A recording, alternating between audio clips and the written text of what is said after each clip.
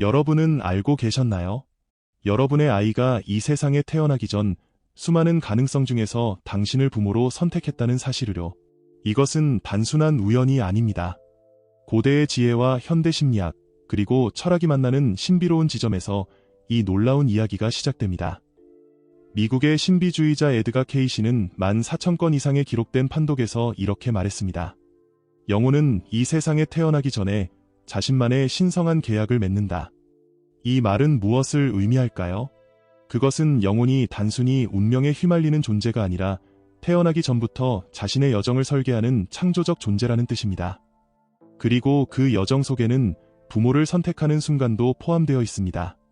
1936년 에드가 케이시의 판독 853-13에서 그는 구체적으로 이렇게 말했습니다. 각 영혼은 자신의 발전을 위해 가장 적합한 환경에 들어오게 된다. 이는 단순한 우연이 아니라 영적 법칙에 따른 것이다. 믿기 힘드시겠지만 여러분의 아이는 당신을 선택했습니다. 왜일까요? 그들의 영혼은 여러분 안에서 무엇을 보았던 걸까요?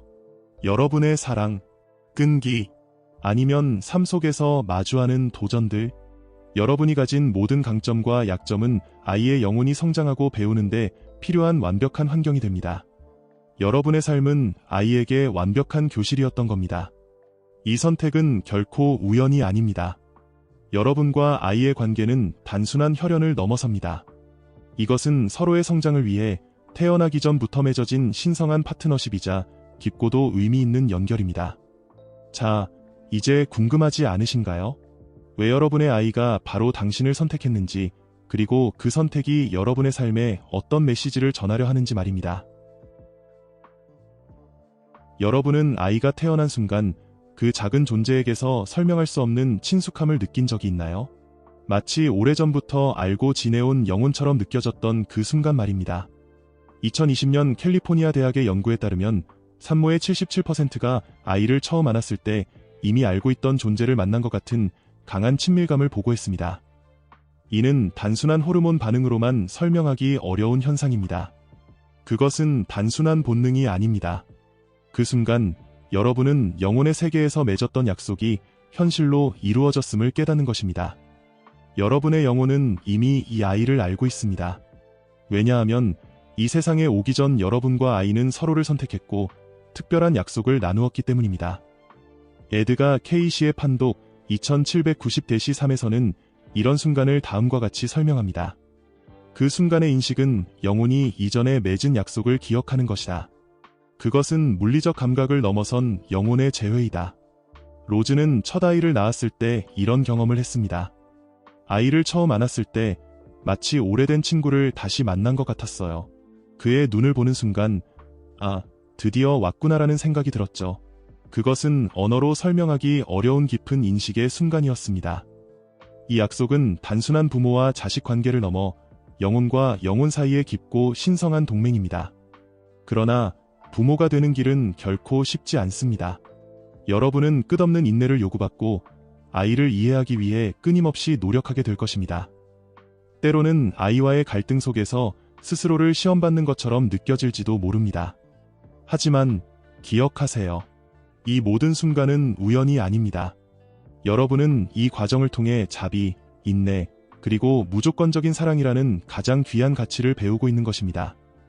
이 여정은 단순한 육아가 아니라 영혼의 성장과 깨달음을 위한 특별한 길입니다. 여러분과 아이는 하루하루 이 영혼의 약속을 완성해 나가고 있는 것입니다. 여러분은 생각해 보신 적 있나요? 여러분의 아이가 이번 생에서 처음 만난 존재가 아닐 수도 있다는 사실을요. 동양의 카르마 개념과 서양의 심리학이 만나는 지점에서 이 관계의 깊이를 이해할 수 있습니다. 융은 이를 집단 무의식의 연결이라고 표현했고, 동양 철학에서는 전생의 인연으로 이야기합니다. 사실 아이와 여러분의 인연은 이번 생을 넘어 여러 생에 걸쳐 이어진 영혼의 연결일 수 있습니다. 에드가 케이시는 판독 2988-2에서 이런 연결에 대해 명확히 언급했습니다. 이 아이와 부모의 관계는 단순한 생물학적 연결이 아니라 여러 생애에 걸쳐 함께 진화해온 영혼들의 만남이다. 그들은 서로의 성장을 돕기 위해 다시 모였다. 아이의 영혼이 여러분을 선택한 이유는 단순하지 않습니다. 이 세상에 오기 전 아이의 영혼은 이전 생에서 풀지 못한 카르마와 배우지 못한 교훈을 완성하기 위해 여러분과의 관계를 선택했습니다. 제임스는 입양한 딸과의 관계에서 이런 깊은 연결을 경험했습니다. 처음 사진을 보았을 때부터 그녀가 제 딸이라는 것을 알았어요. 혈연이 아님에도 불구하고 우리의 연결은 너무나 자연스러웠습니다. 그녀가 보여주는 몇몇 습관과 관심사는 마치 저의 복사본 같았죠. 이것이 우연일 수 없다고 느꼈습니다. 어쩌면 이전 생에서는 아이가 여러분의 부모였거나 형제 혹은 멘토였을지도 모릅니다. 이제는 그 역할이 바뀌어 서로를 새로운 방식으로 성장시키기 위해 다시 만난 것입니다. 영혼의 계획은 단순히 부모를 선택하는 것에 그치지 않습니다. 아이의 영혼은 배움과 성장을 위해 삶의 모든 조건을 신중히 설계합니다. 경제적 상황, 사는 지역, 가족의 역학관계, 그리고 개인적인 도전들까지도 포함됩니다. K씨의 판독 1650-1에서는 이렇게 언급합니다. 영혼은 자신의 목적을 위해 태어날 환경을 선택한다. 가난할 수도, 부유할 수도 있으며 건강하거나 약할 수도 있다. 이 모든 조건은 그 영혼이 이번 생에서 배우고자 하는 교훈에 기반한다. 영혼의 세계에는 우연이란 없습니다. 모든 관계는 신성한 목적을 가지고 있습니다. 아이의 영혼은 여러분의 강점뿐만 아니라 약점까지도 바라보며 자신이 배우고 성장하는 데 필요한 모든 것을 발견했기에 여러분을 선택한 것입니다. 이 진실을 알게 되면 부모라는 역할이 완전히 새롭게 느껴질 겁니다. 부모가 된다는 것은 단순히 생물학적 역할을 넘어서 영혼과 영혼이 맺는 신성한 계약이라는 것을요. 여러분은 아이에게 단순한 보호자나 교육자가 아닙니다. 아이와 여러분은 서로를 성장시키는 동반자로 깊은 영혼의 연결 속에서 함께 배우고 성장하는 존재들입니다. 여러분은 알고 계신가요? 부모와 자식의 관계는 단순한 육체적 연결이 아니라 영혼과 영혼이 함께 추는 신성한 춤이라는 사실을요. 현대 양자 물리학에서도 이와 유사한 개념을 발견할 수 있습니다. 양자 얽힘이라는 현상은 서로 멀리 떨어져 있어도 깊이 연결된 입자들이 존재함을 보여줍니다. 일부 과학자들은 인간관계에서도 이와 유사한 연결이 있을 수 있다고 제안합니다. 아이들은 단순히 의식주를 제공받기 위해 여러분을 선택한 것이 아닙니다. 그 선택은 서로 얽힌 영적인 사명을 완수하기 위한 깊고 특별한 약속에서 비롯된 것입니다.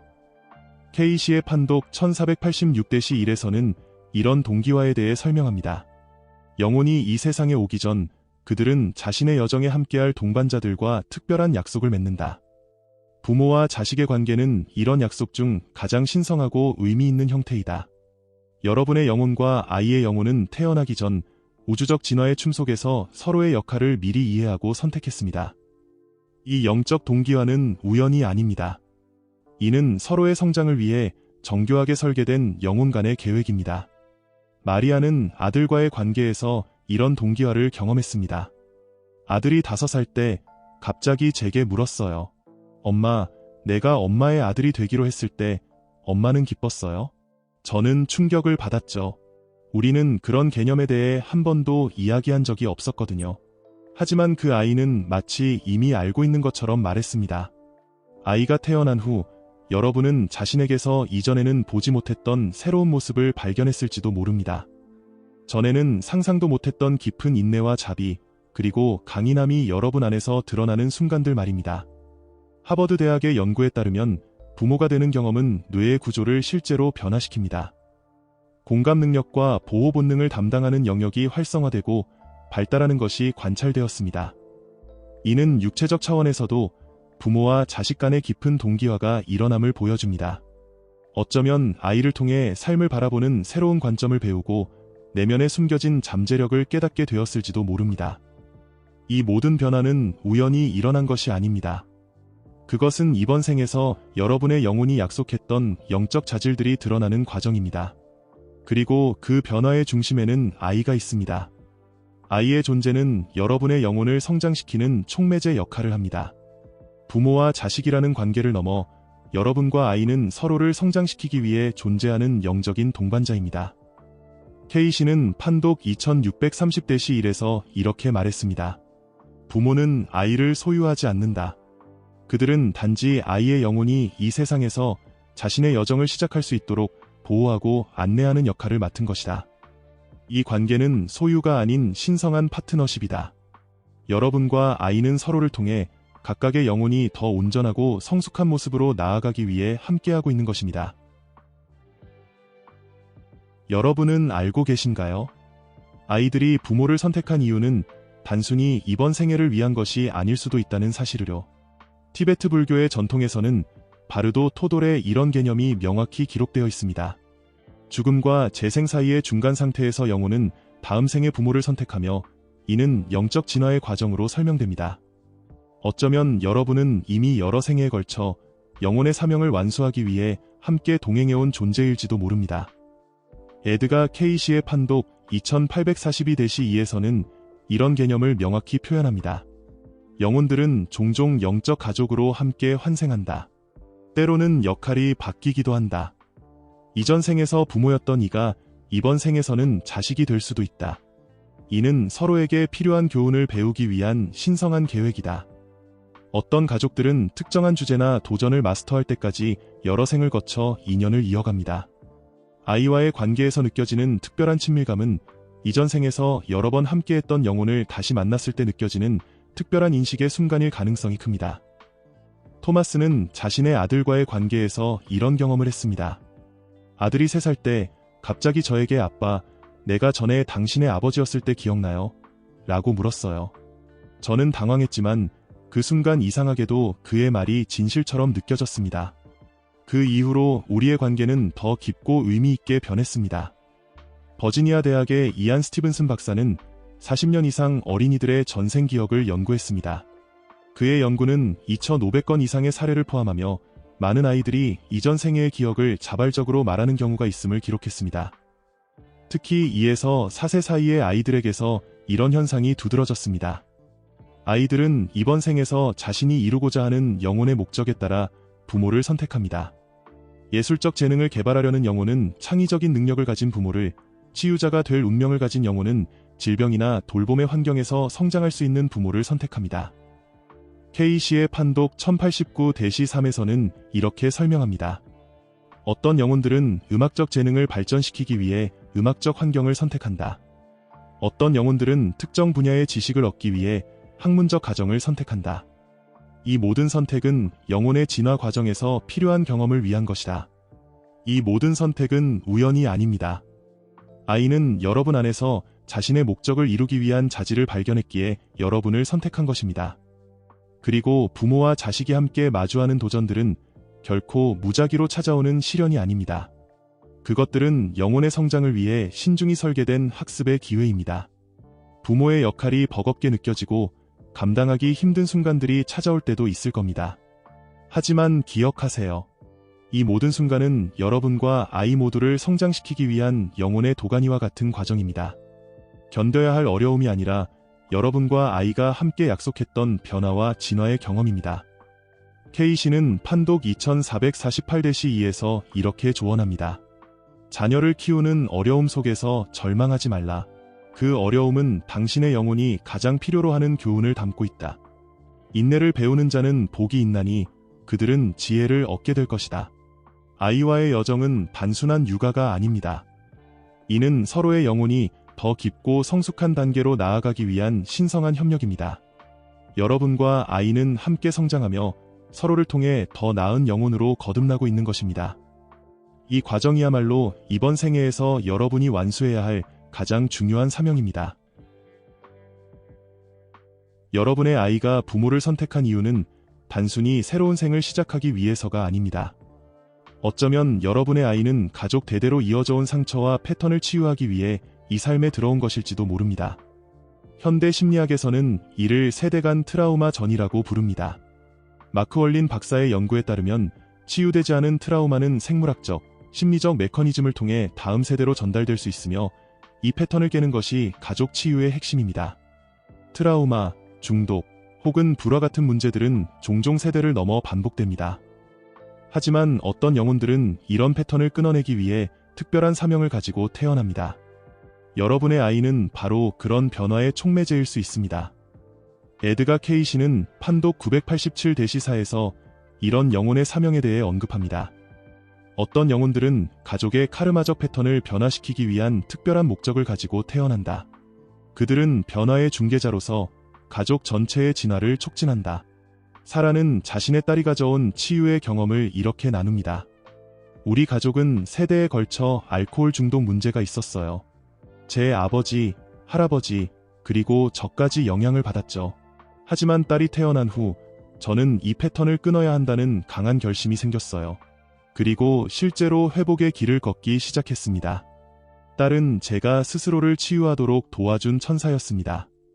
이 변화는 단순히 여러분 개인에게만 영향을 미치지 않습니다. 아이의 존재는 가족 전체, 그리고 조상 대대로 이어질 치유의 물결을 만들어냅니다. 영혼의 세계에서는 종종 반복적으로 함께 환생하는 영혼의 그룹이 있습니다. 이 영적인 가족은 서로의 성장을 돕고 진화를 위해 특별한 약속을 나눈 존재들입니다. 여러분의 아이 역시 이 영혼의 그룹의 일원일 가능성이 큽니다.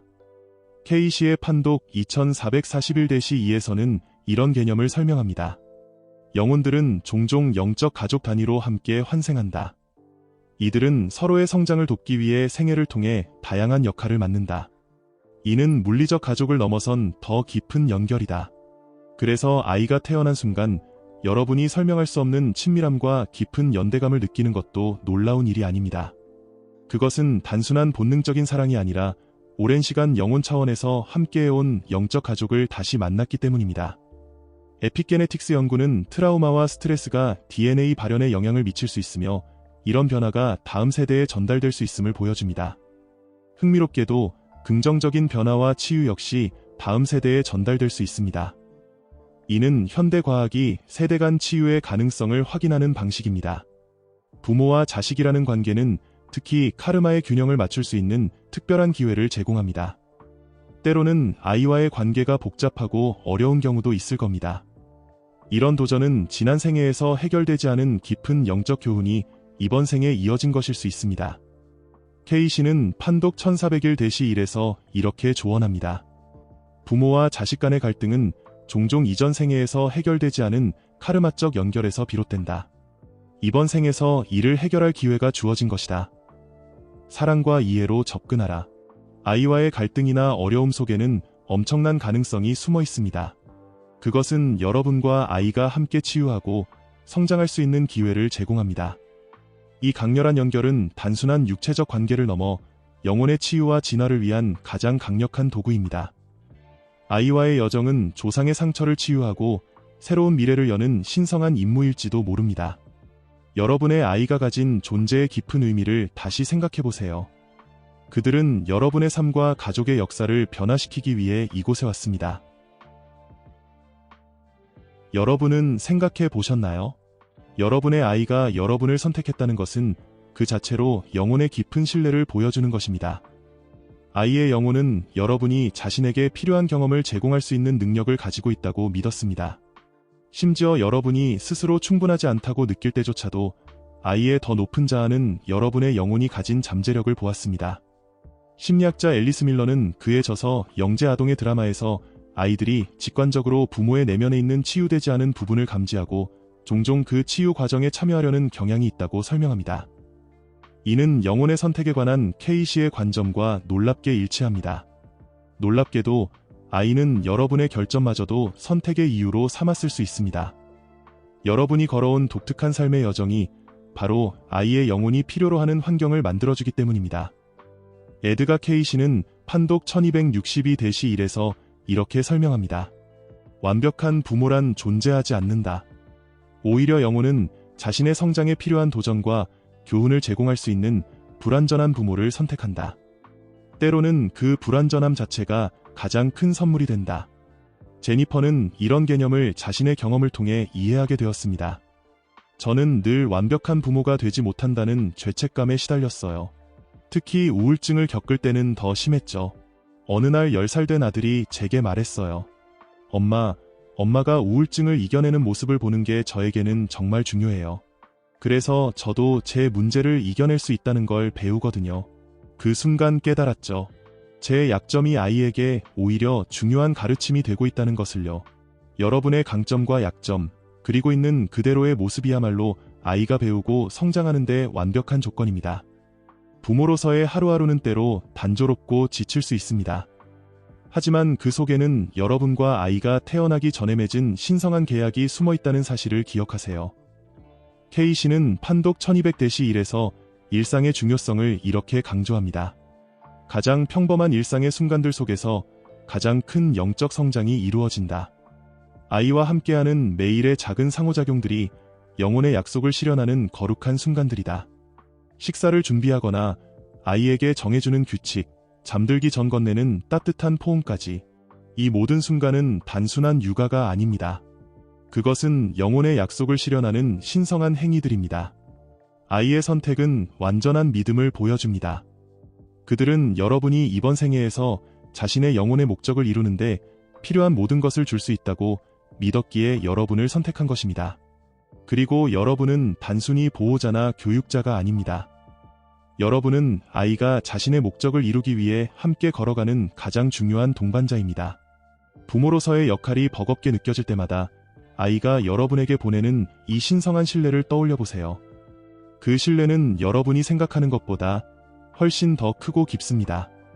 그리고 이 신뢰는 여러분과 아이가 이 여정을 통해 서로를 성장시키고 있다는 강력한 증거입니다. 여러분은 알고 계신가요? 아이와 여러분 사이의 깊은 연결은 단지 이번 생애에 국한된 것이 아닙니다. 이 세상에 태어나기 훨씬 전 여러분과 아이의 영혼은 영원히 이어진 성장의 여정을 함께하고 있었습니다. 세계의 여러 문화권의 전통에서는 이런 개념을 찾아볼 수 있습니다. 인도의 산스크리트어에는 루나누반다라는 개념이 있는데 이는 카르마적 채무를 의미하며 영혼들이 생애를 거쳐 서로를 다시 만나 이전 생애의 약속을 완수한다는 생각을 담고 있습니다. 지금의 부모와 자식이라는 관계는 수많은 환생을 거쳐 이어져온 끝나지 않은 영혼의 이야기 중 한 장에 불과합니다. 에드가 K씨는 판독 2842-1에서 이런 영원한 연결에 대해 설명합니다. 영혼들은 생애를 거듭하며 서로의 여정을 지원한다. 이번 생에서의 부모와 자식 관계는 훨씬 더 깊고 오래된 연결의 현재적 표현일 뿐이다. 이들은 서로의 성장을 위해 생애마다 서로 다른 역할을 맡는다. 우주는 무한한 지혜 속에서 영혼들이 생애를 거듭하며 서로의 역할을 바꾸도록 이끕니다. 이를 통해 더 깊은 이해와 치유를 이루고 영혼의 균형을 맞추게 됩니다. 미하일은 자신의 3살 아들과의 특별한 경험을 이렇게 나눕니다. 어느 날 아들이 갑자기 저에게 다가와 아빠, 걱정하지 마세요.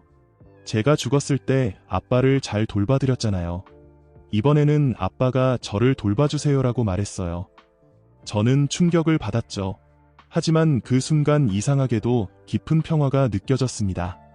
마치 오래된 약속을 상기시켜준 것 같았어요. 아이는 과거 생애에서 여러분의 부모, 스승 혹은 형제였을지도 모릅니다.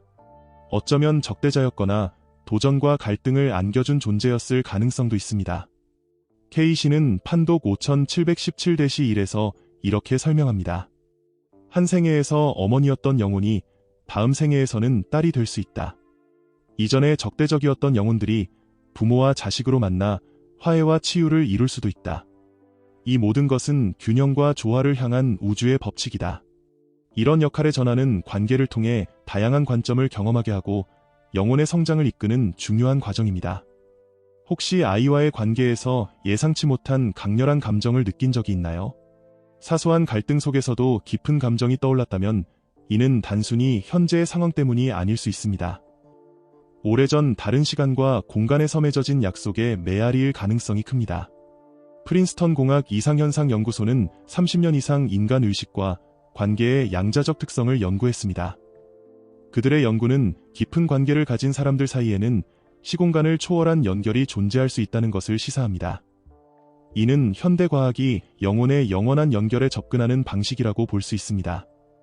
아이의 영혼이 여러분을 선택한 이유는 이런 미완성된 에너지와 상처를 치유하기 위해서일지도 모릅니다. 관계를 통해 과거의 상처를 봉합하고 새로운 균형과 성장을 이루기 위해서입니다. 그리고 이 과정은 단순히 아이만을 위한 것이 아닙니다.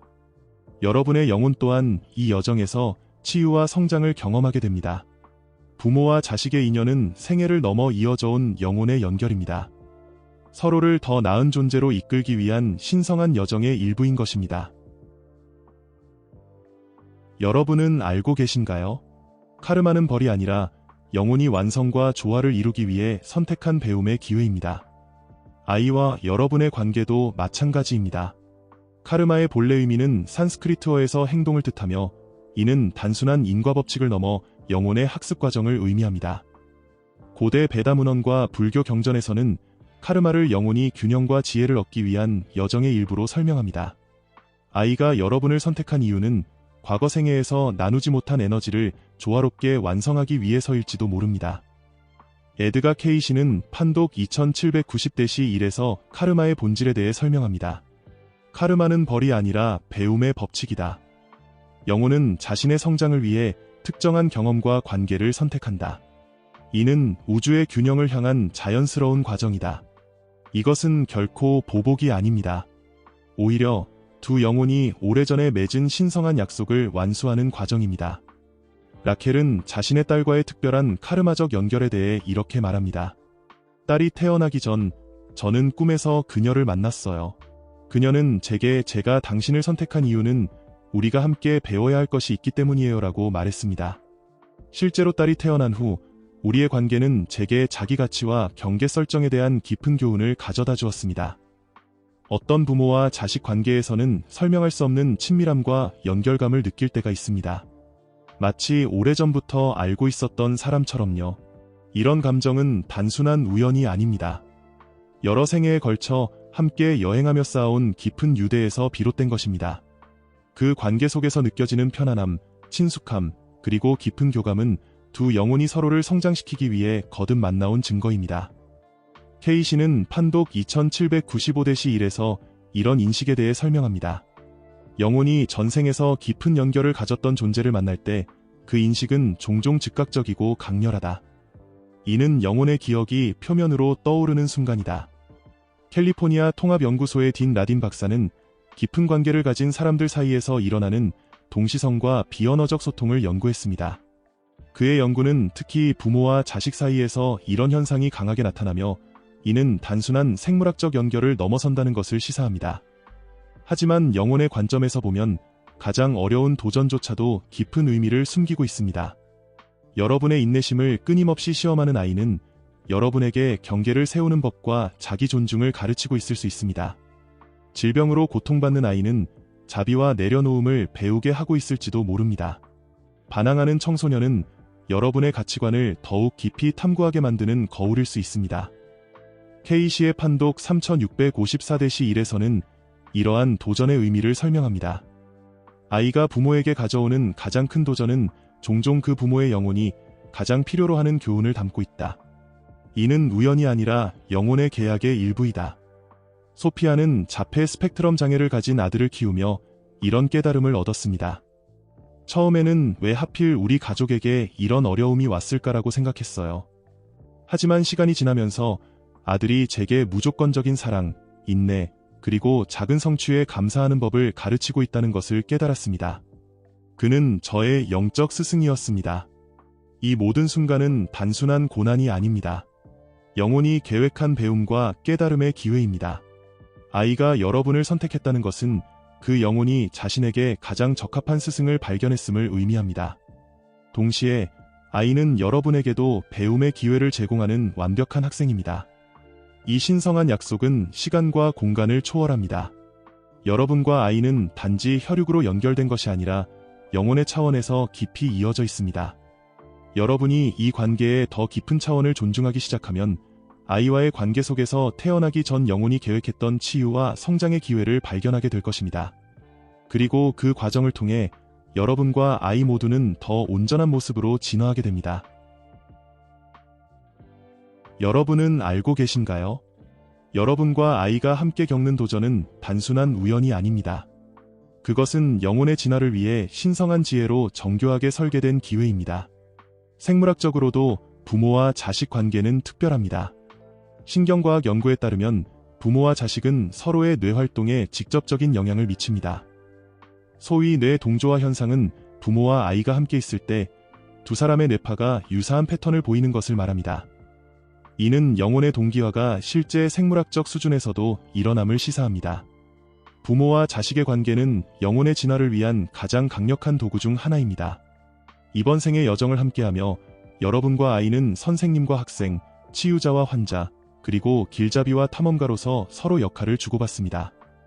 에드가 케이시는 판독 1523-4에서 이런 관계의 신성한 목적을 설명합니다. 부모와 자식의 관계는 육체적 연결을 넘어 영적 성장을 위한 완벽한 교실이다. 서로에게 가장 깊은 교훈을 가르치고 가장 어려운 도전을 제공하며 가장 큰 성장의 기회를 만들어낸다. 데이비드는 쌍둥이 딸들과의 관계에서 이런 상호적 진화를 경험했습니다. 저는 완벽주의자였고 모든 것을 통제하려 했어요. 하지만 쌍둥이 딸들은 제가 계획할 수 없는 카오스를 가져왔죠. 처음에는 저항했지만 점차 그들을 통해 유연성과 현재의 순간을 즐기는 법을 배웠습니다. 그들은 제 영혼을 자유롭게 했어요. 이런 상호적인 진화야말로 아이의 영혼이 이번 생에서 여러분을 선택한 이유입니다. 아이는 단순히 빈 도화지가 아닙니다. 신성한 목적을 지닌 고대의 영혼으로서 수많은 생애를 거쳐 깊은 경험을 쌓아왔습니다. 아이는 부모와의 관계가 자신의 영혼뿐 아니라 여러분의 영혼에도 특별한 성장의 기회를 제공할 것임을 알고 이 세상에 왔습니다. 케이시는 판독 2441-3에서 아이의 지혜에 대해 설명합니다. 아이들의 영혼은 순수하지만 빈 상태가 아니다. 그들은 깊은 지혜와 경험을 지니고 있으며 때로는 부모보다 더 오래된 영혼일 수도 있다. 그들의 순수함은 망각의 베일을 통해 보는 고대의 지혜이다. 발달 심리학자 앨리슨 고프닉 박사는 그의 연구에서 유아들이 보여주는 놀라운 사고 능력과 도덕적 직관을 발견했습니다. 그녀는 아이들은 우리가 생각하는 것보다 훨씬 더 복잡하고 깊은 이해를 가지고 있다고 설명합니다. 이는 아이들이 태어날 때 이미 깊은 영적 지혜를 지니고 있을 수 있다는 케이시의 견해와 일치합니다. 여러분과 아이가 겪는 도전과 나누는 기쁨, 그리고 극복하는 갈등 속에는 두 영혼의 의식 확장을 위한 신성한 계획이 담겨 있습니다. 이 모든 순간은 태어나기 전에 두 영혼이 함께 설계한 신성한 계약을 실현하기 위한 과정입니다. 여러분은 부모와 자식이라는 관계를 넘어 삶이라는 무대 위에서 서로를 돕고 배우며 진화의 신성한 춤을 추고 있는 것입니다. 여러분은 알고 계신가요? 아이들은 단순히 보호받아야 할 존재가 아닙니다. 그들은 부모의 영적 깨달음을 위한 강력한 촉매 역할을 합니다. 심리학자 칼 융은 이를 아동 원형이라고 불렀으며 아이가 어른의 삶에 가져오는 변화와 성장에 대해 연구했습니다. 융은 아이는 부모 안에 있는 미발달된 잠재력을 깨우는 역할을 한다고 주장했습니다. 아이들은 여러분의 치유되지 않은 상처를 드러내고 예상치 못한 감정을 불러일으킬 때가 있습니다. 이런 순간들은 단순한 어려움이 아닙니다. 에드가 케이시는 판독 1788-1에서 이런 과정을 다음과 같이 설명합니다. 아이들은 부모의 내면에 있는 치유되지 않은 상처를 비추는 거울이다. 그들이 부모에게 도전을 가져올 때 이는 성장을 위한 신성한 기회이다. 이런 도전을 통해 부모는 자신의 영적 여정에서 다음 단계로 나아갈 수 있다. 엘레나는 이런 깨달음의 경험을 이렇게 나눕니다. 아들이 분노 조절에 어려움을 겪기 시작했을 때 처음에는 이해할 수 없었어요. 하지만 점차 그의 분노가 제 내면에 억압된 감정을 반영한다는 것을 깨달았습니다. 저는 어린 시절 감정 표현을 허락받지 못했고 그것이 아들에게도 영향을 미치고 있었던 거예요. 아들을 도우면서 저 자신도 치유되기 시작했습니다. 그것은 아이가 자신의 영적 사명을 이행하며 여러분이 숨겨진 내면의 그림자를 마주하고 치유하도록 돕는 신성한 기회입니다. 하지만 이 관계는 일방적이지 않습니다. 여러분은 아이에게 경계를 정해주고 사랑을 보여주며 때로는 실수를 통해 아이의 영혼이 성장하도록 돕고 있습니다. 케이시는 판독 1249-1에서 이런 상호적 성장에 대해 말합니다. 부모와 자식은 서로에게 가장 큰 스승이다. 부모는 아이에게 이 세상의 법칙과 경계를 가르치고 아이는 부모에게 무조건적인 사랑과 현재의 순간의 가치를 상기시킨다. 이 모든 순간은 아이의 더 높은 자아가 태어나기 전에 설계한 영적 커리큘럼의 일부입니다. 완벽한 부모는 없습니다. 하지만 영혼의 관점에서 보면 여러분은 아이에게 완벽한 부모입니다. 여러분의 삶이 가진 독특함과 결점, 그리고 강점은 아이의 영혼이 성장하는 데 필요한 조건을 제공합니다. 조셉은 자신의 장애를 가진 딸과의 관계에서 이런 깨달음을 얻었습니다. 다운증 후군을 가진 딸을 키우는 것은 처음에는 두려웠어요. 하지만 그녀는 제게 인내, 무조건적인 사랑, 그리고 작은 성취의 가치를 가르쳐 주었습니다.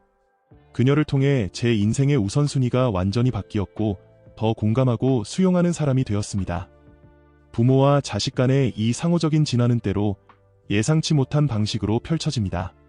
많은 부모들이 공식적인 영적 수행보다 육아라는 일상 속에서 가장 큰 영적 성장을 경험합니다. 인내, 존재감, 무조건적인 사랑, 내려놓음, 자비와 같은 영적 자질은 아이와의 관계를 통해 자연스럽게 길러집니다.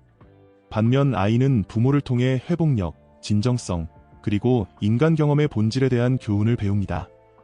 케이시의 판독 1208-2에서는 이런 상호 교환을 설명합니다. 영혼은 성장을 위해 필요한 교훈을 배울 수 있는 환경을 선택한다. 용기를 배우고자 하는 영혼은 용기를 발휘할 기회를 제공할 부모를 선택한다.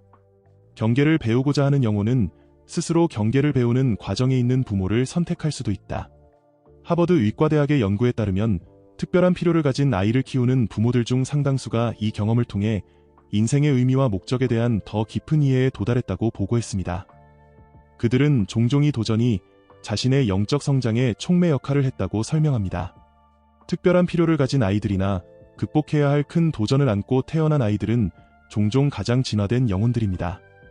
이들은 깊은 영적 목적을 지니고 어려운 길을 선택하며 자신을 지원할 강인함과 성장 가능성을 가진 부모를 신중히 선택합니다. 만약 특별한 도전을 가진 아이를 키우고 있다면 그 아이의 영혼이 여러분 안에서 탁월한 영적 잠재력을 보았다는 사실을 기억하세요. 스스로를 의심할지라도 그들은 여러분을 믿었습니다. 왜냐하면 여러분은 그 아이를 위해 완벽한 존재이기 때문입니다. 여러분은 알고 계신가요? 부모와 자식 간의 사랑은 단순히 가족 안에 머무르지 않습니다. 그 사랑은 세상을 치유하고 더 큰 조화를 이루는 파동을 만들어냅니다. 이는 단순한 철학적 개념이 아닙니다. 헤르츠베르크 대학의 연구에 따르면 가족 내에서의 치유와 화해는 실제로 가족 구성원들의 신체적, 정신적 건강에 긍정적인 영향을 미치며 이 효과는 사회적 관계를 통해 더 넓은 커뮤니티로 확산됩니다. 이는 가족 내 치유가 더 넓은 사회적 치유로 이어진다는 것을 보여줍니다. 여러분이 아이와의 관계를 통해 오랜 패턴을 치유할 때 그 변화는 단순히 개인적인 차원을 넘어섭니다. 이는 세대를 넘어 조상의 상처를 치유하고 인간 가족 전체의 축복을 선사합니다. 에드가 케이시는 판독 3577-1에서 이 확장되는 영향에 대해 설명합니다. 한 가족 안에서 일어나는 치유는 단순히 그 가족에게만 영향을 미치지 않는다. 그것은 마치 물에 던진 돌이 만드는 파동처럼 점점 더 넓은 원을 그리며 퍼져나간다. 이는 집단적 의식의 진화에 기여한다. 마리아는 자신의 아이들과 함께한 치유의 여정이 더 넓은 영향을 미친 경험을 나눕니다. 저는 알코올 중독이었던 아버지와의 관계에서 많은 상처를 가지고 있었어요. 아이들을 키우면서 이 패턴을 끊기 위해 많은 내적 작업을 했죠. 놀랍게도 제가 변화하자 다른 가족 구성원들도 변하기 시작했어요. 심지어 아버지와도 화해할 수 있었고 이 치유의 영향은 우리 공동체까지 퍼져나갔습니다. 이 모든 변화는 세상의 진동수를 높이고 더 큰 의식의 전환을 이끄는 데 기여합니다. 여정을 함께하다 보면 때로는 깊은 영적 인식의 순간이 찾아오기도 합니다. 아이의 눈에서 고대의 지혜를 엿보거나 평범한 순간 속에서 강렬한 데자비를 느낄 때처럼요. 케이시는 판독 2174-1에서 이런 특별한 순간들에 대해 설명합니다. 때로는 일상의 순간 속에서 시간의 베일이 얇아지는 경험을 하게 된다. 아이의 눈을 통해 영혼의 영원함을 보거나 그들의 말에서 고대의 지혜를 듣는 순간들이다. 이런 순간들은 우리에게 삶의 더 큰 그림을 상기시킨다. 라이언은 아들과의 이런 특별한 순간을 이렇게 기억합니다. 어느 날 저녁, 별을 보며 아들과 이야기하고 있었어요. 갑자기 그가 말했죠.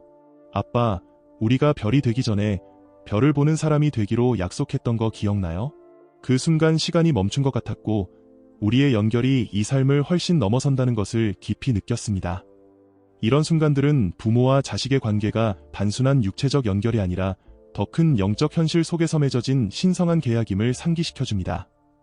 부모와 자식 사이에 생겨나는 무조건적인 사랑은 단순한 생물학적 필요를 넘어섭니다. 그 사랑은 신성한 사랑을 반영하며 두 영혼이 경험할 수 있는 가장 순수한 형태의 사랑입니다.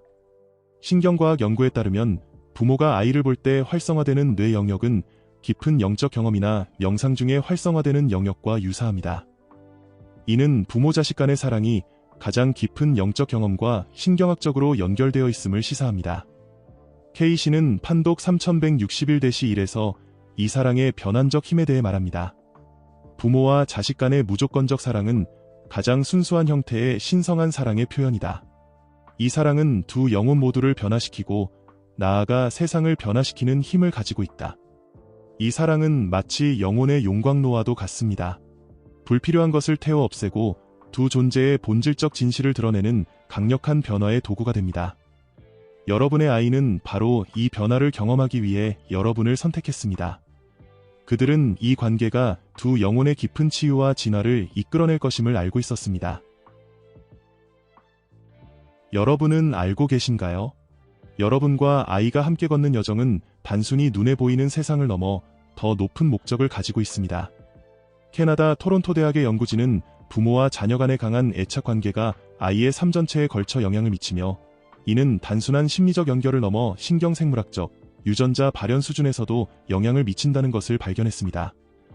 이런 과학적 발견은 부모-자식 관계의 초월적 특성을 뒷받침합니다. 이 관계는 육체적 연결을 넘어 영혼의 차원에서 진정한 의미를 발견할 수 있습니다. 여러분과 아이의 영혼은 오래전부터 서로를 알아보고 성장과 치유, 그리고 깨달음을 위한 완벽한 동반자로 서로를 선택했습니다. 에드가 케이시는 그의 마지막 판독 중 하나인 5756-18에서 이렇게 요약합니다. 모든 관계 중에서 부모와 자식의 관계는 가장 신성하고 변혁적인 잠재력을 지니고 있다. 이것은 단순한 생물학적 관계가 아니라 두 영혼이 함께 성장하고 진화하기 위해 맺은 신성한 계약이다. 이 계약을 인식하고 존중할 때 두 존재 모두 가장 큰 성장을 경험하게 된다. 많은 영적 스승들이 전한 가르침처럼 부모의 역할은 단순히 아이를 키우는 것이 아닙니다. 우리는 아이를 키우는 것이 아니라 아이를 만나고 인정하며 함께 걸어가는 존재입니다. 인도의 영적 스승 카을릴 지브라는 이를 아름답게 표현했습니다. 당신의 자녀들은 당신의 자녀가 아닙니다. 그들은 스스로를 동경하는 생명의 아들과 딸들입니다. 당신은 그들을 통해 올 수 있지만 그들은 당신으로부터 오지 않습니다. K씨는 판독 2542-1에서 이를 다음과 같이 표현합니다. 자녀는 소유물이 아니라 신성한 신뢰이다. 부모의 역할은 소유하거나 통제하는 것이 아니라 그들이 자신의 신성한 목적을 발견하고 실현할 수 있도록 돕는 것이다. 아만다는 이 가르침을 자신의 삶에 적용한 경험을 나눕니다. 딸을 제 방식대로 만들려고 노력하다가 결국 많은 갈등을 겪었어요. 그러다 문득 깨달았죠. 그녀는 제 연장이 아니라 자신만의 여정을 가진 독특한 영혼이라는 것을요. 그녀를 통제하는 대신 그녀의 여정을 지원하기 시작했고 우리의 관계는 완전히 변화했습니다. 이 여정은 이번 생애에서만 시작된 것이 아닙니다. 여러분과 아이는 이 길을 오래전부터 함께 걸어왔으며 앞으로도 계속 이어질 것입니다. K씨는 판독 3259-2에서 이 여정의 영원성에 대해 말합니다. 부모와 자식의 연결은 이번 생애에 국한되지 않는다. 그들은 서로의 성장을 돕기 위해 여러 생애에 걸쳐 다양한 관계로 만나왔다. 그리고 앞으로도 계속 만날 것이다. 이것이 영혼의 여정이다. 이 메시지가 여러분의 영혼에 울림을 주었나요? 부모로서 아이와의 신성한 연결 속에서 느껴왔던 깊은 진실을 떠올리게 했나요? 여러분의 이야기를 댓글로 나눠주세요. 당신의 경험은 공동체의 지혜를 더하고 모두에게 성장의 기회를 선사합니다. 또한 이 여정을 더 깊이 탐구하고 싶다면 구독 버튼을 눌러주세요. 여러분이 아이와의 관계에서 영적 목적을 깨닫는 순간 육아는 단순한 책임을 넘어 신성한 특권으로 변모합니다. 지금 깨어난 부모들의 여정에 동참하세요. 여러분의 여정에 더 많은 빛과 사랑이 함께하길 바랍니다. 오늘도 당신은 한 걸음 더 나아갔습니다. 다음 시간까지 부드럽게 걸으며 깨어있기를 바랍니다. 오늘도 영상 끝까지 시청해주셔서 감사합니다. 저는 알씨였습니다. 다음 영상에서 다시 만나요.